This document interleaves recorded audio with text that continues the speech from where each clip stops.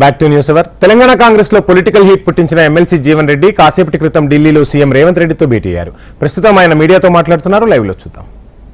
ముందు నిలబడి ఎంబడే చర్యలు చేపట్టడం, అదేవిధంగా అధిష్టానం కూడా జీవన్ రెడ్డి గారి అనుభవం, జీవన్ రెడ్డి గారికి ఉన్న గౌరవం, జీవన్ రెడ్డి గారికి ఉన్న కమిట్మెంట్ తెలంగాణ ప్రజల పట్ల, కాంగ్రెస్ పార్టీ పట్ల దృష్టిలో పెట్టుకొని ఎంబడే వారిని సంప్రదించి కేసీ వేణుగోపాల్ గారు, దీపాదాస్ మున్షి గారు స్పష్టంగా మీ యొక్క గౌరవానికి ఏమాత్రం భంగం కలగకుండా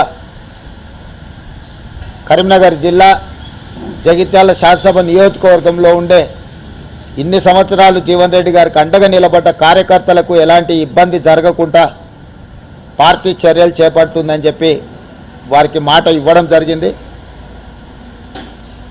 పార్టీ హైకమాండ్ ఆదేశాల మేరకు ముఖ్యమంత్రిగా, కాంగ్రెస్ పార్టీ అధ్యక్షుడిగా ఆ ఆదేశాలను అమలు చేసి జీవన్ రెడ్డి గారి యొక్క గౌరవాన్ని కాపాడి ఆ ప్రాంత కాంగ్రెస్ పార్టీ కార్యకర్తలను ఆదుకోవడానికి పార్టీ ఆదేశించింది, మేము నిర్ణయించుకున్నాం. కాబట్టి యథావిధిగా మళ్ళీ జీవన్ రెడ్డి గారు రెట్టించిన ఉత్సాహంతో ఈనాడు ప్రభుత్వం అమలు చేయబోయే రైతు రుణమాఫీ కావచ్చు, ఇతర సంక్షేమ కార్యక్రమాలు కావచ్చు, రాబోయే బడ్జెట్లో ప్రభుత్వం ప్రవేశపెట్టబోతున్న బడ్జెట్కు సంబంధించిన వివరాలు కావచ్చు, వీటన్నిటిని కూడా ఉధృతంగా ప్రజలకు తీసుకెళ్లడానికి వారి అనుభవాన్ని, వారి శక్తి సామర్థ్యాలను పార్టీ వినియోగించుకుంటుంది. యథావిధిగా కొన్ని గోతికాడి నక్కలు ఏదైనా జరిగితే బాగుండు, లేకపోతే ఒంటె పెదాలకు నక్కల ఆశపడ్డట్టు పెద్దలు జీవన్ రెడ్డి గారి చర్యల వల్ల కాంగ్రెస్ ప్రభుత్వానికి, కాంగ్రెస్ పార్టీకి నష్టం జరగాలి అని ఏవైతే గుంటనక్కలు ఎదురు చూసినాయో వాళ్ళకి పెద్దలు జీవన్ రెడ్డి గారు ఎలాంటి అవకాశం ఇవ్వలేదు. ఎందుకంటే వారి అనుభవం, కాంగ్రెస్ పార్టీ పట్ల వారికి ఉన్న కమిట్మెంట్ ఇలాంటి ఆశించే వాళ్ళకి అర్థం కాదు. కాబట్టి ఈరోజు మీడియా మిత్రుల ద్వారా తెలంగాణ ప్రజలకు, జీవన్ అనే అభిమానులకు, కాంగ్రెస్ పార్టీ కార్యకర్తలకు, ఈ ప్రభుత్వంలో, ఈ పార్టీలో వారి గౌరవానికి, వారి అనుచరులకు, వారి సహచరులకు, కాంగ్రెస్ పార్టీ కార్యకర్తలకు ఎలాంటి కష్టము నష్టం జరగకుండా పార్టీ చర్యలు చేపడుతుందని పార్టీ ఆదేశించింది, చేపట్టాలని చెప్పింది. అవి తప్పకుండా అమలు చేస్తామని చెప్పి ఈ సందర్భంగా మీ ద్వారా అందరికీ తెలియజేస్తున్నాం.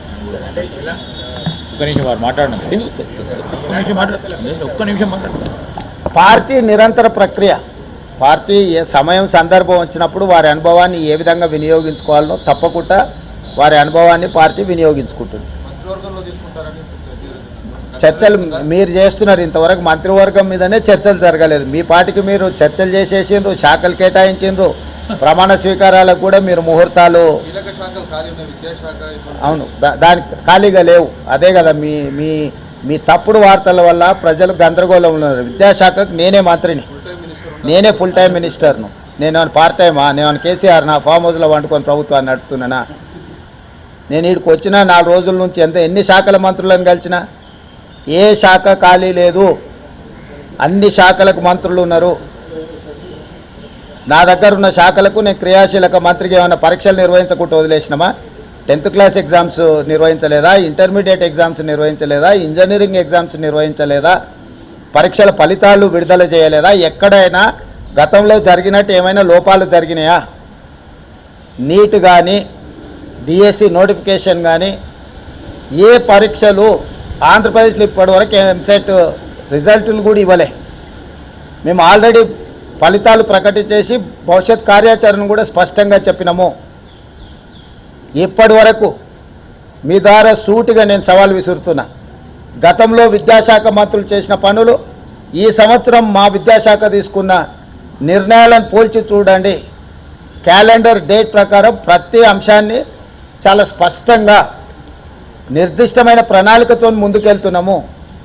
కొంత పొలిటికల్ పార్టీ ఓన్డ్ మీడియా, అంటే రాజకీయ పార్టీలు నిర్వహించే టీవీలు కానీ, పేపర్లు కానీ, ఆ రాజకీయ పార్టీల యొక్క ప్రయోజనాలను కాపాడడానికి శాఖలకు మంత్రులు లేరు.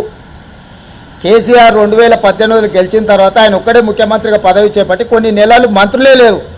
ఏ రోజన్నా ఏ పేపర్ అన్నా ఏ టీవీ అన్నా ఇట్లుంటుందా అని ఎవరన్నా మాట్లాడినరా? 12 మంది మేము నిరంతరము కష్టపడి వివిధ శాఖలలో సమన్వయం చేసుకొని ఎన్ని సమీక్షలు చేసిన, విద్యాశాఖ మీద నేను ఎన్ని సమీక్షలు చేసిన, ఎన్ని రిజల్ట్స్ రిలీజ్ చేసిన. సో ఊరికే ఏదో ఒకటి అనేసి ఈ ప్రభుత్వం మీద బురద జల్లాలన్న ఆలోచన రాజకీయ పార్టీలకు సంబంధించిన మీడియా వాళ్ళు ప్రయత్నం చేస్తే తప్పులేదు. మిగతా మీడియా సంస్థలు కూడా అందులో పడి కొట్టుకుపోవడం సమంజసం కాదు. ఏ ఒక్క శాఖ ఖాళీగా లేదు.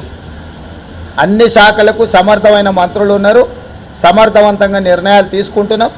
ఏ కార్యాచరణ కూడా వాయిదా పడలేదు. ఈరోజు మీరు ఆంధ్రప్రదేశ్తో పోలుస్తారా, కర్ణాటకతో పోలుస్తారా, ఇంకా ఏ రాష్ట్రంతో పోలుస్తారో? మన రాష్ట్రంలో నిర్వహిస్తున్న శాఖలు, ఇతర రాష్ట్రాలలో నిర్వహిస్తున్న శాఖలు, మంత్రులను పోల్చి చూసి అప్పుడు మీరు చెప్పండి, ఎస్ ఈ రాష్ట్రంలో మీకంటే ముందున్నారు, మీకంటే బాగా వ్యవహరిస్తున్నారు. మేము ఢిల్లీకి వచ్చి మేము సంప్రదించినంత కేంద్ర మంత్రులను ఏదైనా రాష్ట్రం నుంచి, ఇంక్లూడింగ్ బీజేపీ గవర్నమెంట్స్ ఉన్న ముఖ్యమంత్రులు కానీ మంత్రులు కానీ ఎవరైనా వచ్చిందా? ఈరోజు కేంద్రంలో కొత్త ప్రభుత్వం ఏర్పడిన మరుక్షణం నుంచి రాష్ట్రానికి రావాల్సిన నిధులు, రాష్ట్రానికి కావాల్సిన అనుమతుల కోసము నిరంతరం ఎక్కిన మెట్టు ఎక్కకుండా ప్రతి మంత్రిని కలిసి బేసిజాలకు పోకుండా ఈరోజు ప్రయత్నం చేస్తున్నాం. మా మంత్రివర్గం మొత్తం ఇక్కడ ఉండి సంబంధిత శాఖ కేంద్ర మంత్రులను కలిసి రాజకీయాలు ఎన్నికలు అయిపోయినాయి, ఇప్పుడు అభివృద్ధి ధ్యేయంగా ఈరోజు ప్రతి శాఖకు సంబంధించిన మంత్రులు ఇక్కడ వచ్చి కూర్చొని కేంద్రంలో బీజేపీ వాళ్ళు కూడా మంత్రుల అపాయింట్మెంట్స్ తీసుకోలే, మేము వచ్చి అపాయింట్మెంట్స్ తీసుకొని మేము కార్యాచరణ మొత్తం తీసుకొని ముందుకు వెళ్తున్నాము. కాబట్టి ఎన్నికలు ముగిసిపోయినాయి. రాష్ట్రం యొక్క అభివృద్ధి, రాష్ట్రంలో మేము ఇచ్చిన 6 గ్యారంటీల సంక్షేమ పథకాలను అమలు చేయడమే మా ధ్యేయము.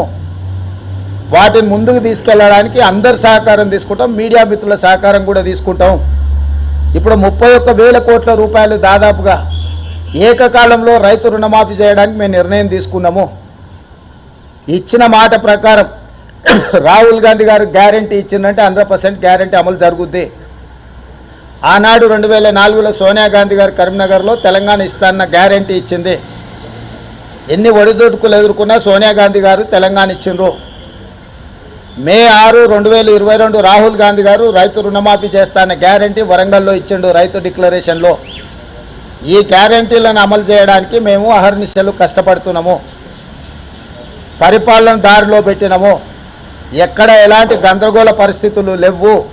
మా ప్రభుత్వం వచ్చినాక క్రిస్మస్ వచ్చింది, బక్రీద్ వచ్చింది, శ్రీరామనవమి వచ్చింది, హనుమాన్ జయంతి వచ్చింది, ఇతర పండుగలు వచ్చినాయి. చిన్న సంఘటన జరగకుండా, శాంతి భద్రతలకు ఎక్కడ విఘాతం కలగకుండా ప్రతి నిమిషం మేము పర్యవేక్షించుకుంటూ ఈ అన్నిటిని కూడా నిర్వహించినాము.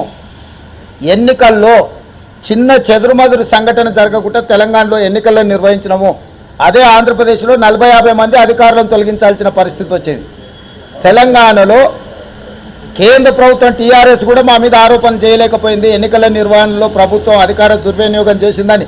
చిన్న స్టేట్మెంట్ అయినా మా రాజకీయ ప్రత్యర్థులైనా ఇచ్చిండ్రా? పరిపాలనను సమర్థవంతంగా నిర్వహించడం కాంగ్రెస్ పార్టీకి వెన్నతో పెట్టిన విద్య. అనుభవజ్ఞులైన మంత్రుల సహకారంతో అద్భుతమైన పరిపాలన ప్రజలకు ఇస్తున్నాము. ఈరోజు ఎలాంటి రాజకీయ ప్రేరేపితమైన కేసులు ఇంతవరకు సింగిల్ కేసు ఏదైనా పెట్టినామా మేము? ఇతర రాష్ట్రాలలో జరుగుతున్న పరిణామాలు మీరు చూస్తలేరా? గతంలో కానీ ఇప్పుడు కానీ తెలంగాణలో అట్లాంటి పరిణామాలు ఏమైనా ఉన్నాయా? చిన్న చెదురుమదురు సంఘటనలు అయినా జరిగినాయా మీరు చెప్పండి. ఏమీ జరగకపోతే బాగున్నట్ట బాగలేనట్ట? బాగున్నదాన్ని కూడా అప్పుడప్పుడు మీరు చెప్పడానికి ప్రయత్నం చేయాలని మీడియా మిత్రులను కోరుకుంటున్నా. కాంగ్రెస్ పార్టీలోకి టీఆర్ఎస్ ఎమ్మెల్యేల చేరిక పైన అంటే ఏదైతే వాళ్ళు అనర్హత వేటు కోసం ప్రయత్నం చేసినా సుప్రీంకోర్టులో